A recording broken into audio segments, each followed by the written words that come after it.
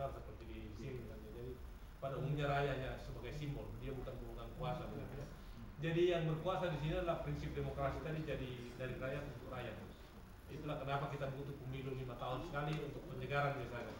Kalau pemimpin kita bagus, kita beri reward kepada mereka ya, kasih reward dalam artian oke, kami pilih kembali Anda. Kalau tidak bagus, kesempatan untuk mempanis mereka ya. Jadi kalau misalnya SBY tidak baik 5 tahun ini atau wakil Anda tidak baik 5 tahun ini dalam pandangan Anda, ini kesempatan Anda untuk membuat pilihan yang lain ya. Jadi jangan sia-siakan kekuatan ini. Maknanya di situ bukan untuk menjelek-jelekan atau tidak, tapi maknanya di situ Anda punya kekuatan untuk mengatakan sesuatu ya. Inilah pentingnya pemilu. Kemudian kenapa warga negara di luar negeri juga ikut pemilu, itu salah satu keistimewaannya orang Indonesia ya. Tidak ada warga negara lain yang seperti itu. Kalau di US misalnya mereka hanya registrasi dan kirim surat suara biasanya ke balot Anda ya. Dan Anda berkas balot kirim ke balot. Kita tidak, Indonesia ini kita manjakan. Sudah dikejar-kejar kayak gini, dikasih makan lagi di bawah. Jadi itu istimewanya, jangan tanya saya. Saya tidak tahu, saya hanya melaksanakan saja ini kenapa seperti ini ya. Jadi kita hanya memberi gambaran bahwa masyarakat Indonesia dalam hal ini yang diminta untuk mengikut untuk pemilihan umum itu sudah diberikan semua hak. Jadi kewajiban kami hanya untuk mendaftar nanti ya. Kita ini menyusun DPT sekarang, terutama yang warga di sini ada yang baru datang ya. Jadi DPT itu daftar pemilu tetap. Itu akan ditetapkan September 15 ini ya. Nah, sebelum DPT itu ditetapkan ada yang namanya DPS. Itu yang misalnya Bu Nana di belakang itu daftar pemilih sementara. Itu artinya daftar pemilih yang masih bisa dirubah ya. Kalau misalnya ada orang sudah pulang, mohon dicoret misalnya ya. Kalau ada yang pindah rumah, mohon dicoret. Kalau ada yang ingin pindah juga, tetap namanya di situ. Jadi yang ingin pindah khususnya itu penting sekali untuk diingatkan yang ingin pindah. Kenapa? Kalau Anda tidak terdaftar di DPT sini, kemungkinan besar Anda bisa kehilangan hak pilih. Ya. Karena di Indonesia nanti mereka tidak akan menerima lagi daftar pemilih baru ya. Jadi apa yang Anda akan bawa dari sini nanti adalah seperti sebentuk surat pindah. Tidak ada sebentuk formulir di sini, kita akan tanda tangani ya, ditandatangani oleh BPLN menyatakan bahwa Anda sudah terdaftar di sini di BPLN Brussel. Jadi kalau pulang di Indonesia Anda punya hak yang sama dengan orang lokal dan dengan bawa surat. Itu penting untuk ditekankan, dan yang baru datang mohon dicek namanya sana. Kalau belum ada di sana silakan didaftar kembali ya. Ya. Saya kira itu untuk pembukaannya. Untuk presentasinya hari ini insya Allah Pak Gunawan akan berikan. Silakan Pak Gunawan. Terima kasih. Ini gampang. Tentang panitia pemilihan luar negeri, kita diminta oleh KPU untuk melakukan sosialisasi di berbagai tempat di Belgia ini. Nah, hari ini kita melakukan sosialisasi di Brussel. Nah, motonya adalah pemilih cerdas. Mungkin lebih gampang begini, supaya nggak menghalangi ya. Perlu mic Pak Gun? Takut mic-nya rusak. Ya, pemilih cerdas memilih pemimpin berkualitas. Saya rasa Bapak dan Ibu yang hadir di sini semua cukup cerdas untuk memilih. Ya, siapa yang akan dipilih silahkan. BPLN hanya menyediakan fasilitas. BPLN harus netral. Ya. Kalau ditanya siapa yang paling baik, wah saya nggak bisa ngomong siapa yang paling baik. Bapak Ibu tentu bisa buka internet, bisa kontak ke Indonesia, tahu siapa yang terbaik. Tadi waktu ngobrol-ngobrol di luar, ada ngomongin partai-partai gimana ya. Kalau dianggap semua partai jelek, ya kan di antara partai jelek itu masih ada yang lebih baik gitu loh.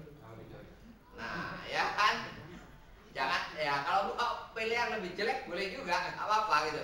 Jadi bebas, nggak ada kan. Tapi diharapkan partisipasinya. Bapak Ibu kan cukup cerdas. Ya seperti Pak Bahtiar tadi katakan, kita berpartisipasi untuk mencari yang terbaik. Ya. Kalau kita golput suara kita hilang, sayang. Nanti untuk merubah pemimpin itu cukup sulit. Tapi kalau Bapak Ibu berpartisipasi, diharapkan benar-benar kemudian mendapatkan pemimpin yang berkualitas.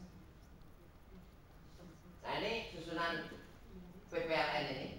Ketuanya Pak Bahtiar, anggotanya saya, kemudian Ibu Nurlena, Ibu Irene dari Lovendegem ya, Lovendegem, masih dalam perjalanan tapi nggak nyampe-nyampe juga. Mungkin ada macet, saya juga nggak tahu. Pak Pandi. Kemudian PPLN ini berdiri sendiri, mandiri, tidak dipengaruhi oleh siapapun. Baik KBRI kita tidak dipengaruhi, kita independen. Tapi kita bekerja sama dengan KBRI, bekerja sama dengan kemudian ada pengaruh itu berbeda. Ya, jadi kita bisa negosiasi, istilahnya begitu. Tapi kita dibantu oleh sekretariat. Sekretariat ini Pak Bona dan Pak Arif. Karena tanpa sekretariat otomatis PPLN tidak mungkin bisa bekerja. Apalagi untuk pertanggung jawab keuangan, kita ini nggak pernah ngurusin keuangan negara yang harus berapa lembar mesti dalam apa, repot. Jadi mumet nanti.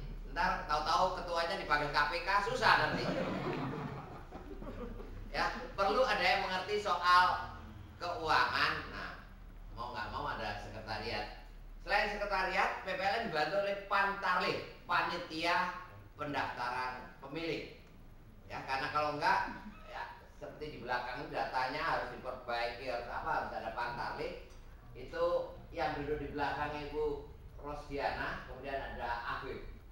Yang masih belum itu kelompok penyelenggara pemungutan suara luar negeri KPPSN, itu nanti akan dibentuk bulan Maret dan April tahun depan. Kalau ada yang ingin tahu apa sih kerjanya KPPSN, mumpung ada mantan KPPSN, apa suka dukanya kerja sampai pagi, silahkan ditanya. Katanya tadi udah berbagi pada beberapa mahasiswa dari UGM. Capek sih, capek memang, tapi senang. Nah, ya kan, capek tapi senang. Jadi mungkin bisa berbagi pengalaman kalau ada yang mau menanyakan. Siapa aja yang mempunyai hak memilih? Ya, ini kan WNI yang pada hari H tanggal 9 April itu rencananya berumur 17 tahun atau sudah pernah menikah. Ya. Jadi menikah umur 15 itu bisa masuk juga gitu. Tapi aturan di sini kan nggak ada menikah umur 15. Ya. Jadi biasanya ya umur 17 pemilih-pemilih pemula. Kemudian tidak sedang hilang haknya sebagai pemilih, masuk tahanan penjara selama 5 tahun. Pengalaman saya selama ini nggak ada orang Indonesia yang tahanan di Belgia lebih dari 5 tahun. Ya. Nah kemudian yang nomor C ini, orang Indonesia itu terkenal punya KTP lebih dari 1, ada yang 4, ada yang 5, bahkan ada yang punya 10. Ya, itu udah terkenal di mana-mana ya. Pengalaman pribadi. Gak ada orang Indonesia KTP 1 itu, saya nggak yakin gitu ya. Jadi makanya dia berhak ini, yang hak memilih ini, bertempat tinggal, berdomisilinya di mana, itu yang dicatat. KTP bisa aja ada di Jakarta, ada di Bali, ada di Jogja bisa. Tapi kalau saat ini berdomisili di Belgia dicatat. Tapi kalau punya ID Belgia, tinggalnya di Indonesia ya dicatatnya di sana. Di sini kita coret. Karena memang ada beberapa kasus seperti itu. ID-nya ada di Belgia, nomor paspornya ada, komplit semua di konsuler. Saya coretin semua. Karena nggak tinggal di sini, gitu loh. Hanya ID Belgia, alamatnya di Indonesia dan tinggal di Indonesia. Hanya 5 tahun sekali kalau paspor habis datang, perpanjang paspor atau perpanjang ID juga. Nah ini kasus-kasus semacam ini bagi orang Indonesia itu normal katanya. Ya udah, kita ikutin aturan bahwa hanya yang bertempat tinggal. Kemudian seorang pemilih hanya didaftar 1 kali, seperti Pak Bahtiar tadi katakan. Jadi kalau mau ada yang kembali ke Indonesia, perlu ada surat pindah istilahnya, ya surat nanti yang akan dibuatkan. Tapi sampai saat ini dari KPU bentuk suratnya seperti apa belum jelas. Dan nanti bulan Oktober ada sosialisasi akan ditanyakan ke KPU bentuknya seperti apa. Kalau misalkan udah pulang tapi belum ada suratnya, ya nanti akan kita kirim. Tolong diinformasikan ke sekretariat alamatnya di Indonesia mana. Kalau perlu kita akan kirim. Begitu ada surat pindah akan kita kirimkan. baik ke Indonesia atau kemanapun juga, ke Amerika atau di sini. Bagi yang pindah, sekretariat dan BPLN bersedia membantu untuk mengirimkan bukti bahwa pernah terdaftar di Brussels. Kemudian pemilih hanya memilih anggota DPR. Jadi bagi yang baru datang, student yang dari Jogja, kenapa kok DPR yang pilih? Wong saya dari Jogja, saya pilihnya pengen teman-teman yang di Jogja gitu ya. Bisa aja ya. Tapi itu karena peraturannya undang-undang, ada Undang-Undang Nomor 8 tahun 2012 bahwa pemilih yang ada di luar negeri hanya memilih anggota DPR. Protes boleh ada, kita tampung. Usul boleh kita tampung. Karena pengalaman dari pemilu-pemilu yang lalu banyak usul, banyak protes. Kita tampung dan kita usulkan. Ada beberapa poin yang bisa diterima dan dilaksanakan pada pemilu kali ini. Nah, asas penyelenggaraan pemilu mandiri. Ya, jadi seperti tadi dijelaskan juga, kita tidak dipengaruhi oleh siapapun juga. Ya, kita netral dan kita bisa bekerja sama. Kemudian tertib, jujur, adil dan berkepastian hukum. Berorientasi pada kepentingan umum. Jadi berorientasi pada kepentingan masyarakat semua. Jadi kalau Bapak Ibu ada usul, ada ini, silakan. Kita selalu terbuka untuk menampung semua usulan. Ya, terbuka, profesional dan akuntabel, efektif dan efisien. Nah, ini peta geografi Belgia. Kita itu membawa Belgia dan Luxembourg. Di Belgia sendiri ada 10 provinsi dan tambah Luxembourg. Nah, tahapan pemilu saat ini adalah tahapan pertama. Kita buat daftar pemilih sementara yang ada di belakang yang bentuk besar itu untuk dilakukan perbaikan. Mungkin ada yang pindah alamat, ya, pindah namanya nggak benar, nah itu kita ada perbaikan-perbaikan. Ya, silakan nanti nama-namanya dicek apakah benar namanya atau alamatnya benar, kalau pindah bisa diganti. Dan kemudian ada sosialisasi pemilu tahap pertama. Sekarang ini adalah sosialisasi pertama. Setelah selesai semua data benar, kemudian kita buat daftar pemilih tetap yang tanggal 15 September harus dikirimkan ke Jakarta, ke KPU. Dan kemudian pada tahap yang tahun depan, itu tahap kedua itu tahun depan, itu sosialisasi kampanye dan pelaksanaan pemilu. Itu ada sosialisasi seperti ini juga. Kemudian ada pelaksanaan kampanye bagi partai-partai yang mau kampanye di Belgia. Tapi pengalaman saya beberapa kali nggak ada yang mau kampanye karena rugi, Pak. Keluar banyak nggak ada hasilnya. Oh iya kan, biaya pesawat aja berapa? Udah gitu syarat kampanye adalah harus dilaksanakan di tempat milik pemerintah Indonesia. Ya, kalau di Indonesia kan semua milik pemerintah Indonesia. Kalau di luar negeri kan enggak. Nah, milik pemerintah Indonesia di Belgia hanya di kompleks ini, di Woluwe sama di Tramland ya. Cuma ada 3 tempat. Nah, kalau mau kampanye otomatis partai-partai mengajukan izin. Ada bisa nggak saya kampanye? Kalau yang punya tempat ngomong, wah ini dipakai nih buat yang lain, nggak bisa, rugi juga mereka. Jadi harus mengajukan permohonan, apakah saya bisa kampanye di sini. Udah, misalkan dapat, masyarakatnya aja belum tentu mau, ada duitnya enggak itu. Dapat makan enggak? Jadi rugi mereka. Kaos. Ya, jadi persoalan kampanye tidak sesederhana yang kita bayangkan. Kalau di Indonesia mah gampang ya, kasih kaos aja semua datang kampanye. Di sini nggak semudah itu, biaya juga besar. Jadi biaya tidak sebanding dengan hasil yang didapat, makanya tidak pernah ada kampanye. Kemudian tahap selanjutnya adalah pembentukan kelompok penyelenggara pemungutan suara luar negeri. Nah itu tahun depan akan dibentuk. Bagi yang berminat, silakan nanti pada halaman terakhir akan disebutkan. Kemudian pendistribusian perlengkapan pemilu, kemudian pelaksanaan hari H pemilu serta penghitungan suara. Nah ini daftar pemilih sementara sampai saat ini ada 1499. Yang terbanyak adalah di daerah yang berbahasa Belanda. Ya, Vlaanderen itu apa katanya? Nanti Vlaanderen itu daerah yang berbahasa Belanda. Dan Walloon itu daerah yang berbahasa Prancis. Kemudian yang tidak bisa diketahui 150 orang itu karena kode posnya belum ada, jadi kita nggak bisa melakukan evaluasi. Jadi nanti kalau ada yang kode posnya belum ada, tolong ditambahkan. Ya, ini petanya yang paling banyak itu provinsi Antwerpen dari dulu sampai sekarang gitu. Jadi Bu Lena ini karena penduduk Antwerpen, jadi memang anak buahnya banyak gitu ya. Ya. Nah ini perbedaan pemilu 2004, 2009 dan 2014. Kenapa pemilu 99 tidak dimasukkan? Karena 99 dan 2004 itu tidak jauh berbeda, 500-an. Mungkin Pak Ogi masih ingat sebagai anggota PPLN waktu itu. Nah tahun 2004 ke 2009 itu meningkat 2 kali lipat. Kemudian 2014 naik lagi. Jadi naiknya itu signifikan 500, 500, 500. Itu menandakan bahwa warga negara Indonesia ini laku di Belgia. Nah kenyataannya iya kan? Jumlah pemilih luar negeri ya tahun 2009 itu 1,5 juta. Saat ini 2,2 juta, naik kira-kira hampir 700.000.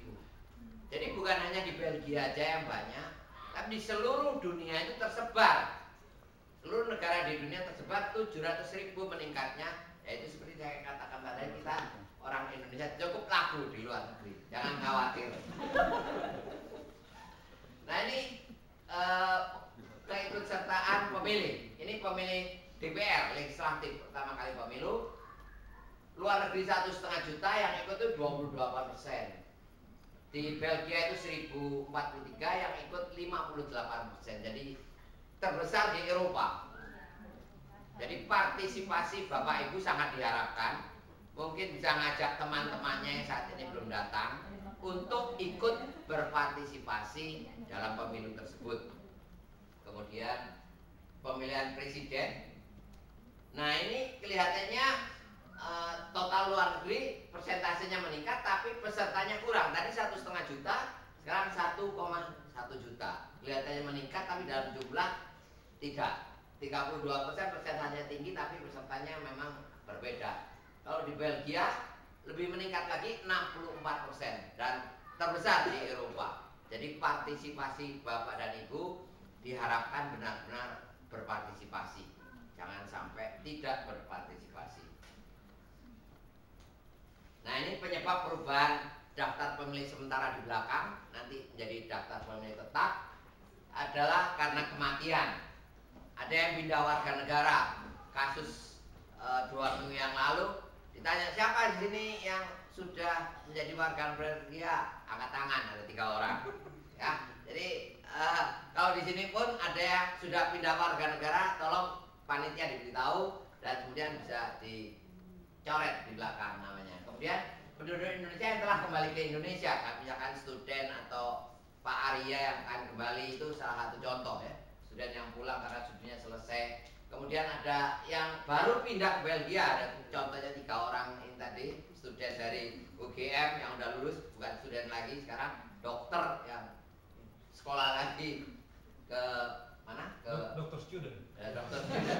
Jadi kalau ada yang sakit koneksinya gampang gitu ya. Kemudian ada pertambahan pemilih pemula, tadi si Ibu Teddy segala itu menyatakan anaknya udah mulai bisa memilih, jadi ada tambahan-tambahan pemilih pemula.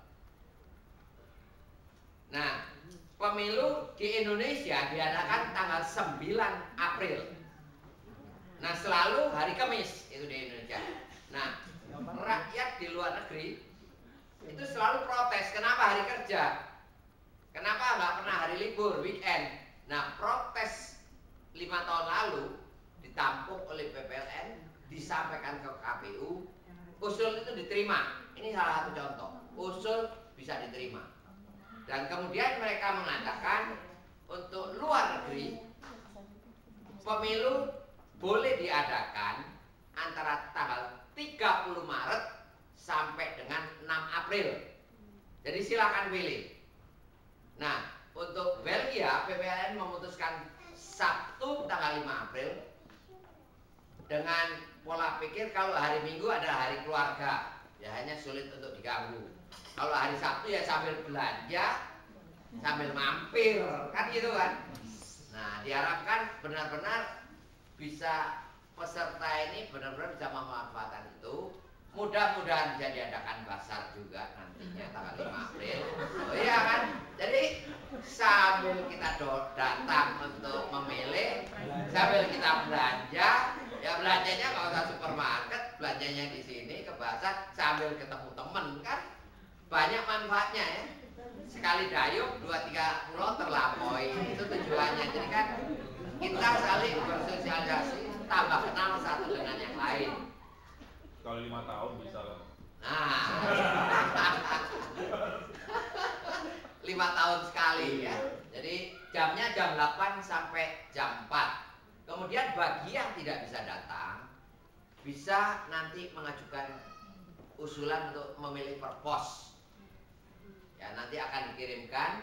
Nah, surat suara itu nanti adanya di kotak pos kalau yang lewat pos. Bagi yang di sini, karena pelaksanaan harus di tanah milik pemerintah Indonesia, pemilihan umumnya di sini tanggal 5 April, itu kotak suaranya disegel. Dan suara dihitung harus bersama-sama dengan Indonesia, tanggal 9 April. Jadi pada tanggal 9 April, kotak suara diambil, surat suara dari kotak pos di kantor pos juga kita ambil, kita kumpulkan, kita hitung bersama-sama. Jadi penghitungan suaranya bersama-sama tanggalnya 9 April. Tidak boleh tanggal 5 Aprilnya. Surat suara yang lewat pos, kadang-kadang di Belgia ini pos suka mogok.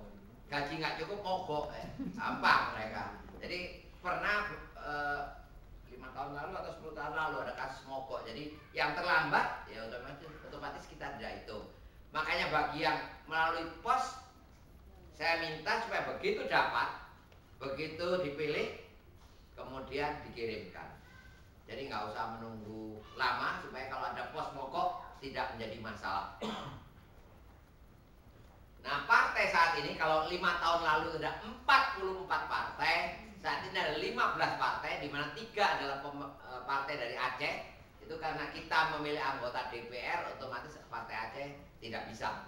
Hanya ada 12 partai dengan nomor urut 1 sampai dengan 10, kemudian yang 2 terakhir nomor 14 dan 15. Karena 11, 12, 13 adalah partai dari Aceh. Nah, 5 tahun lalu itu mencontreng. Masyarakat protes, mencontreng, robeknya tembus, repot. Masyarakat di luar negeri usul protes supaya nggak mencontreng tapi mencoblos. Usul ini pun diperhatikan oleh KPU. Makanya tahun ini kita mencoblos lagi. Nah, ini daftar calon anggota DPR untuk luar negeri masuk Jakarta 2. Jakarta 2 itu kalau nggak salah pusat dan selatan. Ya, ini nama-nama calonnya. Bisa lihat di websitenya PPLN Brussel, ada fotonya segala. Kalau itu teman saya ya boleh aja dipilih nanti. Ini PKB, kemudian PKS, PDIP, Golkar, Gerindra, Demokrat, PAN, P3, Hanura, PBB, dan PKPI.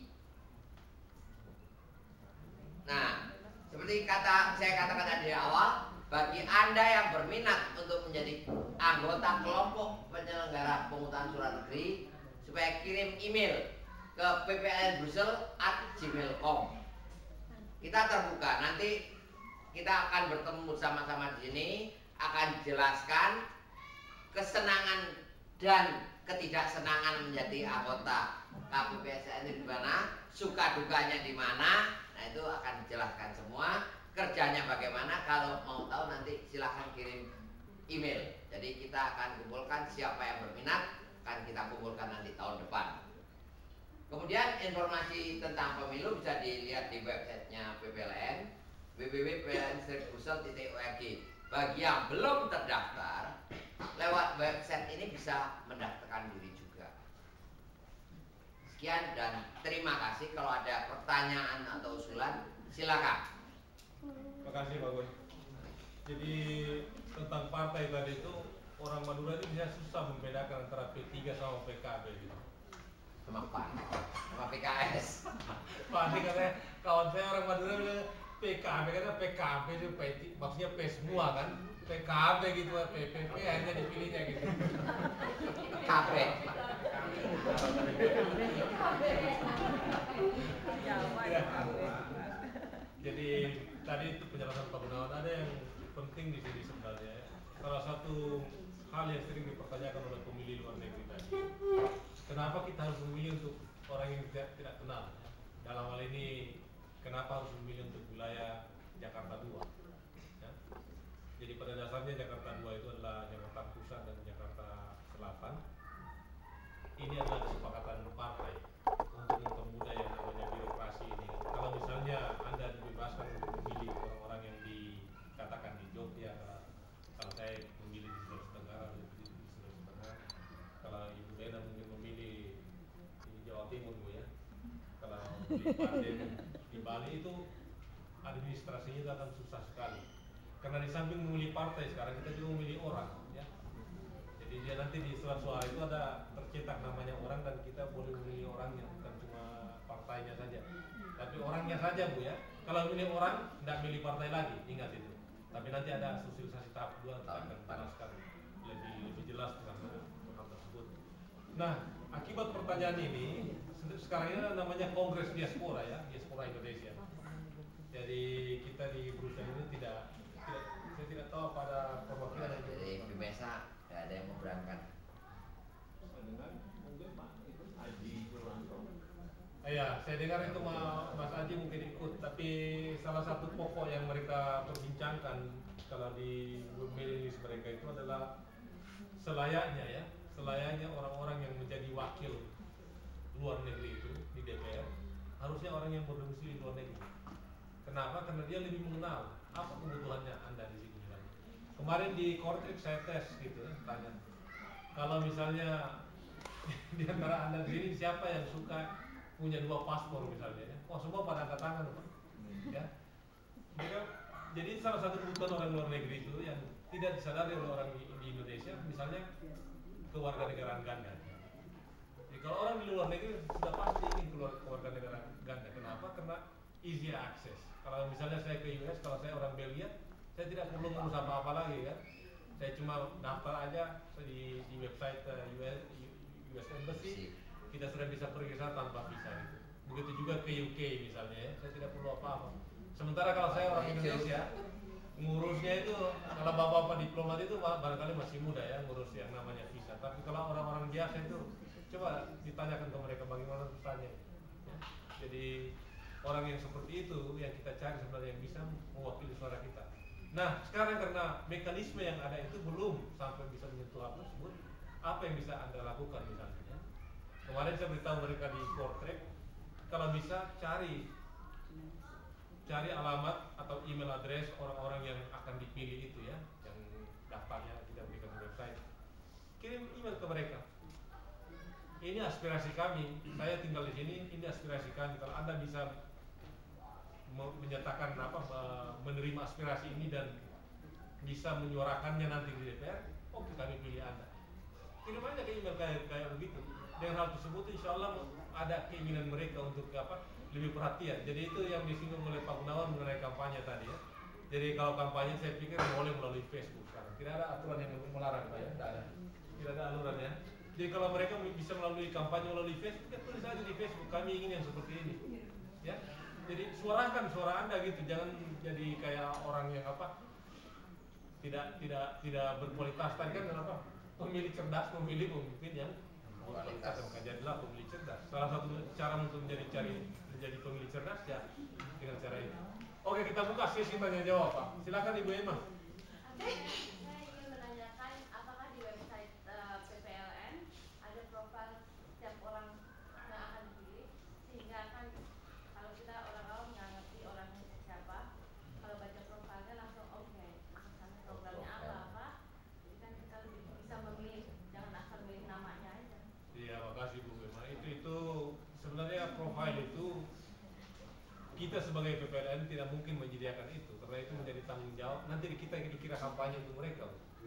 Jadi salah satu asas pemilu tadi adalah asas berdiri tidak memihak, jadi ada asas mandiri namanya ya.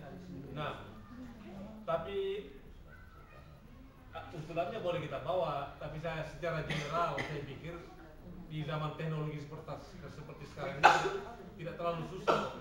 Tanya saja Om Google itu. Om Google pasti jawab yang benar ya. Orangnya banyak Pak. Orangnya terlalu. Coba Pak Bona langsung di Google salah satu nama itu misalnya dari Hanura, kata dari Golkar. Atau Oki atau Kawati yang terkenal. Ya gampang ya. Ya gampang kan itu. Tapi insya Allah Ibu Emma kita bawa nanti aspirasinya itu. Kalau nggak dari partai sendiri ngirim gitu loh, bukan ke PPLN yang nyari bikin. Iya. Partai sendiri ngirim, jadi kita kan nggak semua setiap orang mau Google berapa orang itu Pak.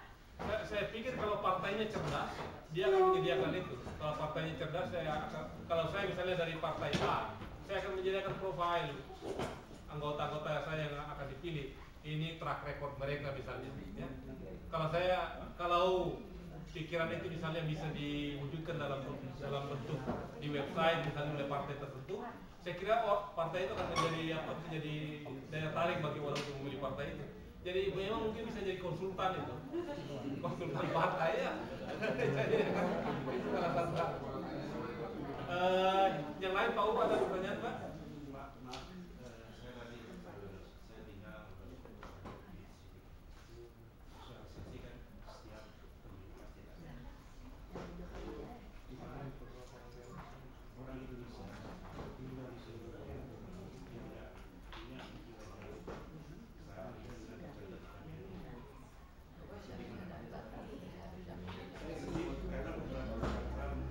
Iya.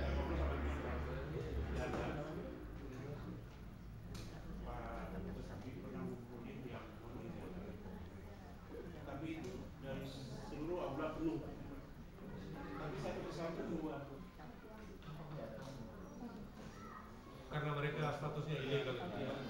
Jadi pada dasarnya Pak, kita tidak mempedulikan status mereka di sini. Kalau untuk kepentingan pemilu ini status yang kita pentingkan adalah status dia sebagai WNI. Makanya walaupun bekas WNI misalnya kita tolak, walaupun dia punya status legal di sini. Dalam artinya kalau sudah tukar paspor seperti. Tapi dia kan masih warga Indonesia. Exactly, itu maksud saya. Kalau dia WNI, kita tidak mempersoalkan status dia di sini. Kita akan daftar. Jadi misalnya Pak U punya teman yang seperti itu, mohon ke website kita di PPLN sini dan ada namanya pendaftaran online sana ya.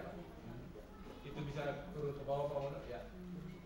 Masukkan aja informasi di situ Pak. Kita call back insya Allah. Kita Pak Bona akan dan sekretariat akan menindaklanjuti sekaligus fungsi konselera akan Tambahin. Pak Pemilu kali ini berlaku untuk seluruh warga negara Indonesia dimanapun berada. Ya, kalau kebetulan pada saat hari H 5 April 2014 ada orang Indonesia tidak tercatat di sini datang ke ruangan ini untuk ikut pemilu, itu ada aturannya diperbolehkan. Jadi kalau misalkan kasus tadi itu dia tidak terdaftar pun dia berhak memilih selama bisa menunjukkan jati dirinya bahwa dia benar warga negara Indonesia. Tapi memilihnya jam terakhir kalau surat suara masih ada. Karena surat suara dari KPU sesuai misalkan 1.500 cuma dibeli kelebihan 2%. Itu berarti cuma 30 surat suara. Kadang-kadang orang salah nyoblos minta ganti. Nah, jam terakhir karena jam tutupnya jam 4, antara jam 3 sampai jam 4 kalau ada orang yang belum terdaftar ingin milih, mereka diberikan kesempatan pada jam terakhir tersebut selama surat suara masih ada. Kalau surat suara tidak ada ya apa boleh buat. Nah terus bagaimana yang datang terlambat? sudah tercatat namanya, tapi datangnya jam 4 kurang 5. Kalau surat-suratnya habis pun mereka juga nggak bisa apa-apa. Jadi memang ada plus minusnya dari peraturan itu. Tapi tujuannya bahwa semua warga negara Indonesia berhak memilih dimanapun juga berada. Jadi bagi yang ilegal silakan datang langsung 5 April kemarin selama masih bisa menunjukkan bukti warga negara Indonesia bisa ikut pemilu. Terima kasih Bapak. Jadi yang lalu itu ada yang bertanya. Jadi kita tanya sudah ganti paspor Bu? Ya udah. Katanya bolehkah saya Pak memilih? Ya nggak apa-apa, boleh memilih saya bilang. Tapi memilihnya di pemilu Belgia. Kan tidak melarang orang kalau Memilih. tidak apa-apa, pilih aja tapi pilihnya di Belgia, ya pemilu Belgia bukan pemilu kita. Karena di sini asas pertama requirement pertama kita adalah Anda harus warga negara Republik Indonesia yang berusia 17 tahun ke atas. Ada pertanyaan lagi Bu? Ya, silakan. Misalnya Pak, kalau misalnya saya ingin memilih partai saja, apakah diperbolehkan? Karena saya selama di sini saya tidak mengenal peserta-peserta dari anggota DPR. Ya boleh. Nggak ada masalah. Nama partai. Boleh. Nanti tahun depan itu Nanti kita- sosialisasi kedua. Jadi tidak ada masalah itu. Itu artinya metode klasik. Nah, yang tidak boleh itu Bu, sudah memilih partai, untuk lagi di bawah. Tapi saya akan mencari ke seperti ke paman Google. Saya Tanya Om Google itu pintar. saya Bagian apa? cari info dulu kalau memang tidak sesuai apa boleh buat hanya partai yang Iya. mungkin Ya. solusinya. Terima kasih banyak. Ada pertanyaan lagi, Bu Umi barangkali ada pundak-pundak yang mau disampaikan. Misalnya ada pemilu lalu. Jadi ini pertanyaan ini bersifat terbuka dalam artian kalau misalnya ada masukan pun ya, kita boleh terima dan kita nanti sampaikan ke KPU misalnya ya. Jadi not necessarily mengenai teknis yang ada, bisa juga filosofis sedikit ya, tidak apa-apa. Ada pertanyaan? Iya. Contohnya salah satu anak saya mungkin dia mau sementara magang di negara lain, tapi dia pastinya dikirim pakai pos. Nah, itu posnya harus dari negara yang dia tinggal atau boleh di pos saya dari sini? Gimana? Atau karena saya di sini? Teknisnya bagaimana? Coba maksudnya bagaimana? Pada bulan April dia akan di Paris misalnya. Iya. Terus di Parisnya itu sejak kapan misalnya? Dia rencananya bulan depan sampai Mei 7 bulan. Oke, kalau itu kasusnya berarti dia nanti datang saja ke PPLN, kami kasih surat pindah Bu ya. Oh, Dia bawa surat itu ke PPLN Paris, nanti memilih di sana Bu boleh. jadi nggak perlu. Nggak perlu ini. Oke. Itu nanti malah susah sendiri kalau begitu, karena bisa jadi terlambat nanti ininya ya. Ya. Ada pertanyaan Pak Andi barangkali Pak? Ada pertanyaan Pak? Pas. Pas.